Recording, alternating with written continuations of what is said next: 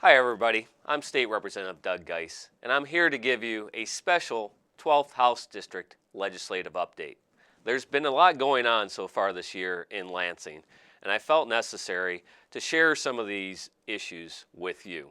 Specifically today, I'd like to cover 4 key issues that I've been working on and that are critically important to both Romulus, Taylor, and Van Buren Township. First and foremost is the dissolution of the Inkster School District, which I will cover, as well as the impact that that has had on the Romulus and Taylor school districts. Second, I'd like to talk about state shared revenue, in particular what is known as EVIP, Taylor's EVIP issue that we have addressed recently. Then I'd like to move on to education in Michigan and touch on some recent legislative action that I have spoken out against. And finally, as you're all well aware, the brutal winter of 2013 and 2014 has really torn up our roads. So I want to talk about road funding and some of the actions that I've been advocating here to make sure that we get money to our local roads. So going back to the Inkster School District, I think many of you are aware that last year on July 25th of 2013, the Inkster School District was dissolved. It was cut into quarters, and Taylor received the southeastern quarter of the former Inkster School District, and Romulus received the southwest corner of the former Inkster School District. Now, the legislation that was introduced really didn't have a long gestation period. It was introduced on July 6th of 2013 and was signed into law less than a month later on July 2nd, which led into the school district being dissolved only 5 weeks before the start of school on September 3rd. And during that time, I think we all should commend both the Romulus School District as well as the Taylor School District and their superintendents for focusing on the kids and making sure that within the 5-week period of time that they had to identify the students that would be going to our schools from Inkster. They identified them. They had open houses. They welcomed them with open arms, which was the right thing to do. Whether or not you agree with the dissolution or not, which I did not, that does not mean that the children in those schools deserve to be treated in any way but a top-notch manner. And that is exactly what our schools have done. We've welcomed those kids, and they are now students of the Taylor School District and of the Romulus School District. But what I found troubling after that focus on the kids was not only did we receive the geographic areas that and the kids that were in those geographic areas, but if there was a school building in that geographic area, the school district received that as well. In the case of the Taylor School District, we received 3 buildings. One had been abandoned probably 20 years ago. It had a tree growing out of its roof. That burden placed on the Taylor School District for maintenance, for security, for utilities was not fair and was not funded by the state. Likewise, in Romulus received the former Inkster High School. Inkster School District, or the Romulus School District, has no need for 2 high schools. And so back in September, I created a document to highlight these issues to my colleagues in the legislature. In it, I looked at the pictures as well as the state of these buildings. And sometimes folks here in Lansing like to look at pictures, so I put it in a nice PowerPoint presentation. Some of those should be showing right now to highlight the decrepit state that some of these school buildings were in, with the goal of having the state come in and provide funding to either tear down these buildings or find a suitable use for them. That process took September, October, November, and December. In December, we thought we had it in the budget and ready to go, and at the last minute, it was yanked out and was not acted upon. But I was given a commitment that we would have it resolved through the House by the end of February. And I am happy to say that we kept that commitment. The House of Representatives in House Bill 4295 appropriated $2.5 million for those school districts that received the Inkster School buildings. $1 million went to Romulus, $1 million went to Taylor schools, and the other $500,000 went to the Wayne Westland School District. That legislation went over to the Senate and has recently just been signed this April by the governor. And so that money will be flowing to our school districts. It will pay for the $10,000 that we have spent per month in each district for utilities. It will pay for the insurance and the insurance claims that we've had from vandalism of those Inkster School buildings, for broken pipes, for mowing the lawn at these school buildings, and any other type of related expense, with the final goal that either we find a home for these buildings not owned by the Taylor School District or the Romulus School District, or by the end of the summer have these buildings torn down so that we no longer have to secure, maintain, nor police these buildings. It took a lot of time, and I would like to say thank you to my colleagues here in the legislature. I think by showing them the actual state of the buildings, and they actually came to Inkster and visited with me to see the actual state of distress that these buildings were in. I'm glad to say that we were able to resolve this. We can talk about what led to it. The fact that the school district more than likely should not have been dissolved. It should not have been a burden on our school districts. But in the end, I believe that they've done the right thing, not only financially for our school districts, but as I mentioned when we started, to put the focus back on the kids, because they really need to be our number one priority.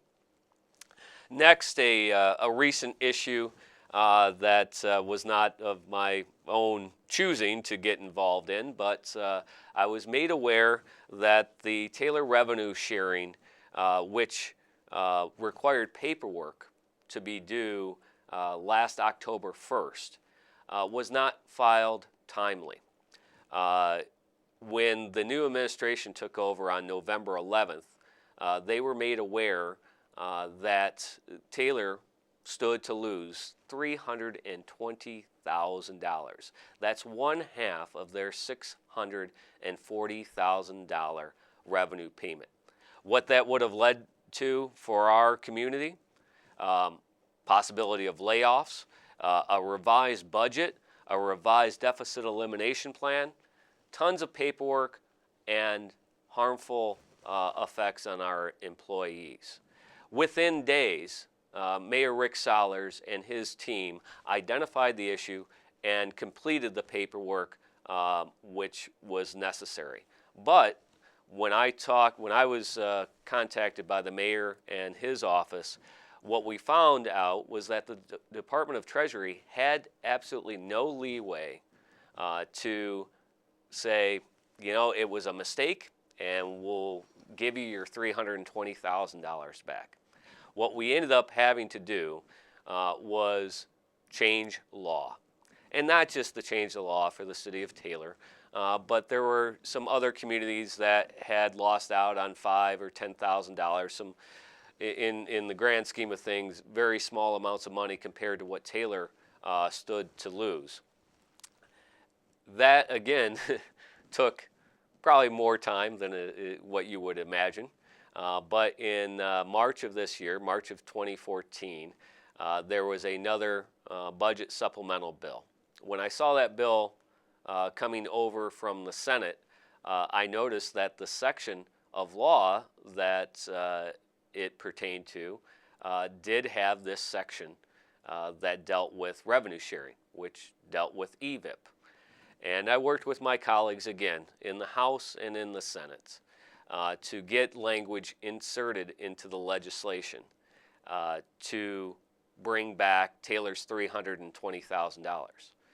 Now that may sound easy and it may sound straightforward, but literally the day before it was set to be voted on, the House and Senate Republican leadership of the committees had a disagreement.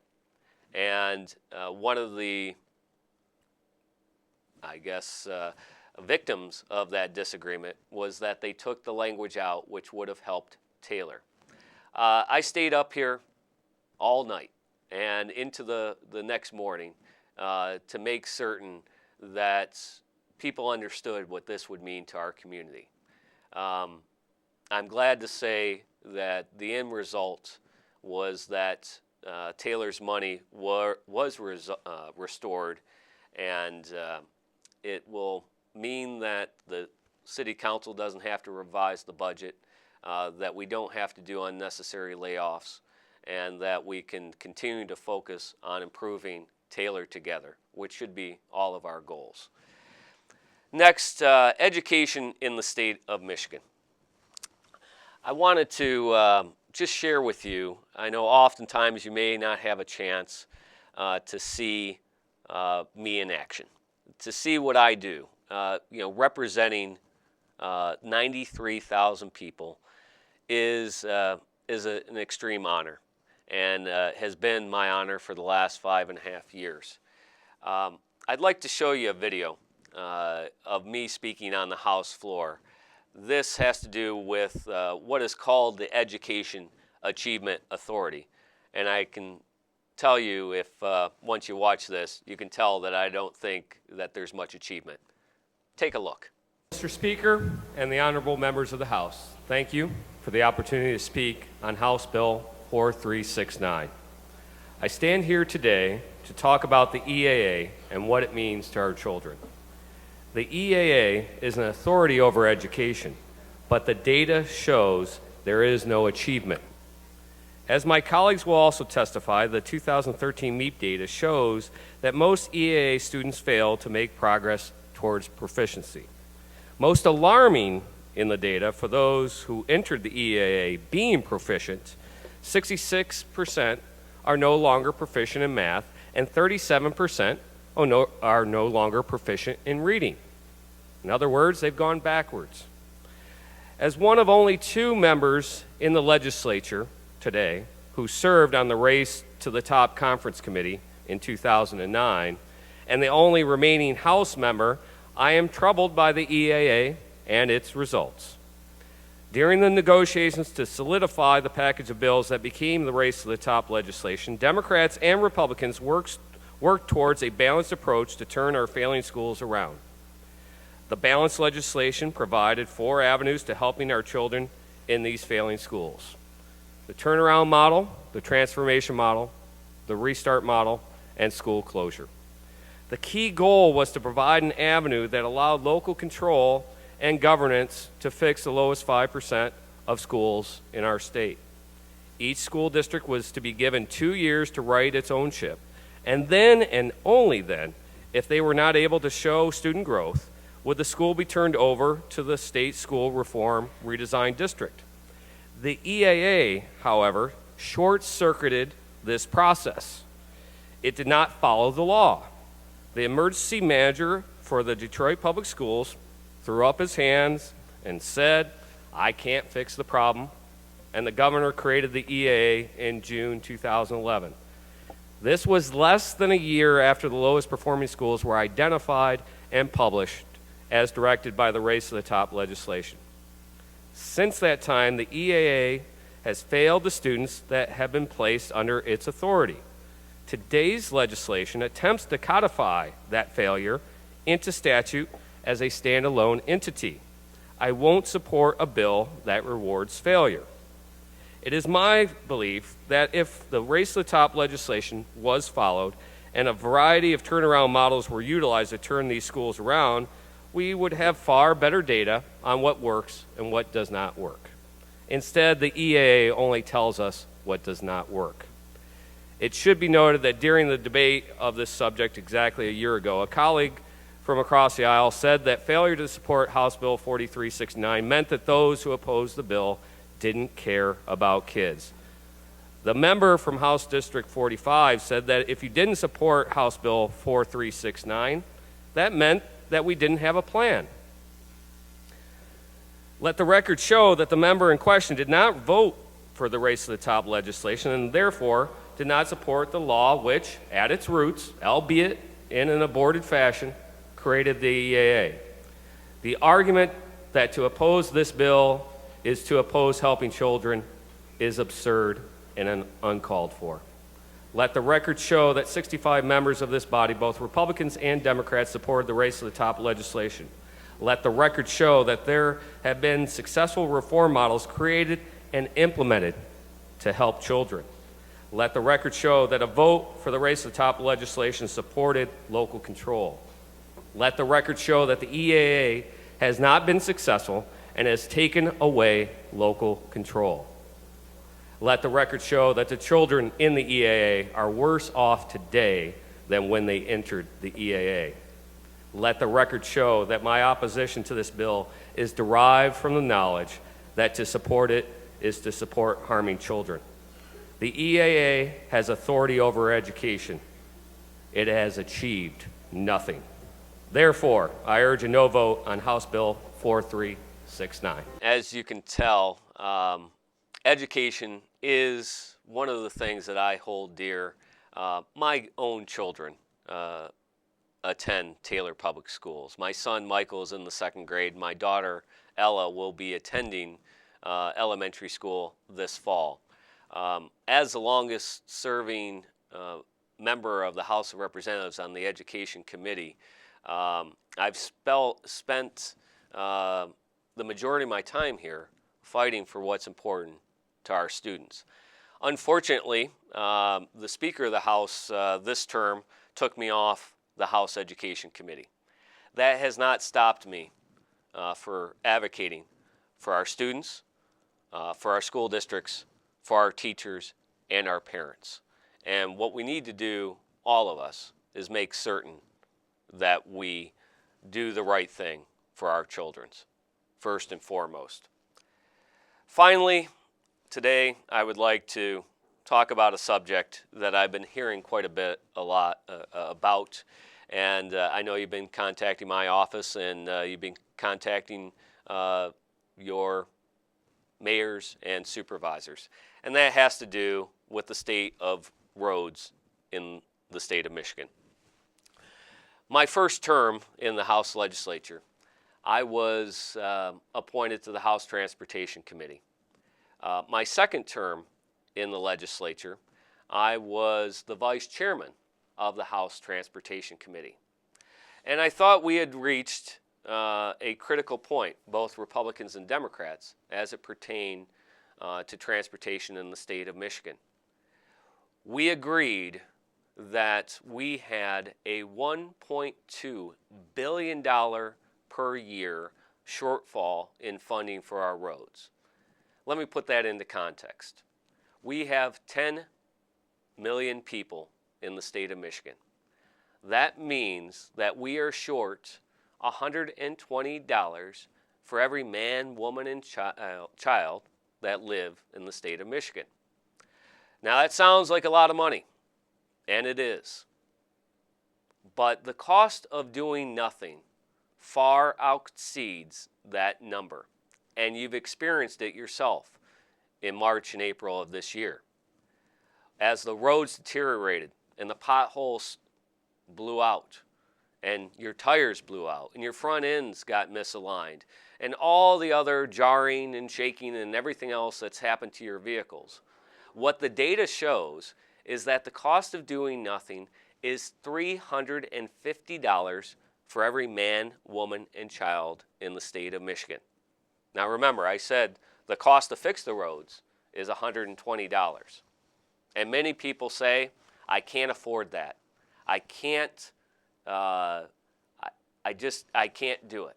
Well, that's what led to some of my colleagues never taking a vote on the issue. I've introduced legislation that would provide different avenues to fund our roads and to increase the restrictions on some of the worst offenders. Unfortunately, that legislation has not been taken up. But by us not doing anything, by not raising either revenues or putting in more stringent restrictions on heavy loads across our roads, the cost that you have all seen is being borne by you. And it's much more than if we had done the right thing in the first place. You've seen your tires blow out. You've seen your bent rims. You've seen the fact that we have just had roads deteriorate right before our eyes. And so we're at a critical junction here in the state of Michigan. We can either do the right thing and fix our roads, which will lead to not only better conditions and livability for all of us, but will lead to better business opportunities. When people come to our state, when people come to visit you, you have to ask yourself, are you proud? Is this what you want people to see? And that's what I've done with the governor's folks. I've had them tour around Metro Airport. We spend millions and millions of dollars on Pure Michigan, which on itself shows, the data does show that for every dollar we spend there, we bring in $2 of revenue from people that vacation here. But we sell this idyllic view of Michigan. And when they land at Metro Airport, what do they see? If they go to the hotel on Merriman Road, they see potholes big enough to swallow a car. Maybe not quite that big, but they're pretty darn big. And we see hotels that have put money in and built brand new hotels in the last few years. Their parking lots look fantastic. When you pull out of their parking lot, you hit all those big craters. So I toured the airport with the Michigan Department of Transportation, the director, Kurt Steidel, and said we need to focus on the area in and around the airport. Part of any type of additional revenue that will be generated is that it will go to what is called commercial corridors. That's the I-94 area, the I-75 area, I-275, and the roads surrounding them, because that is where business is occurring. We know that we need to improve Inkster Road from a 2-lane country road. We need to fill in those ditches. We need to expand the road, right? And when we come up with this additional revenue, those are the types of areas that will get the first priority. The secondary roads and the roads that lead to the freeways. That's a tall order, and I know that, as I've mentioned, I have introduced legislation. I've got it right here. More than likely, because this is an election year, that legislation will not be taken up until after the election. But I am happy to say that we are taking baby steps. It's not going to fix the issue, but it will hopefully fix some of the roads. And just to let you know, just a few weeks ago, we passed a bill, appropriation bill, once again, that allocated $100 million to our communities. What does that mean to our district? That's $240,000 are going to the city of Taylor. Over $100,000 are going to the city of Romulus. And Wayne County will receive $3.7 million, which will take care of some of the roads in Van Buren Township and, of course, the county roads in Romulus and Taylor. That $240,000 number for Taylor I believe will go a long way to offsetting the special road repair crews, the pothole crews that Mayor Solers and the DPW have implemented to fix our roads. They projected that that would cost the city about $200,000. Well, I'm happy to say that we've returned some of your money from here in Lansing to not only cover that cost, but also cover some additional maintenance within the city of Taylor.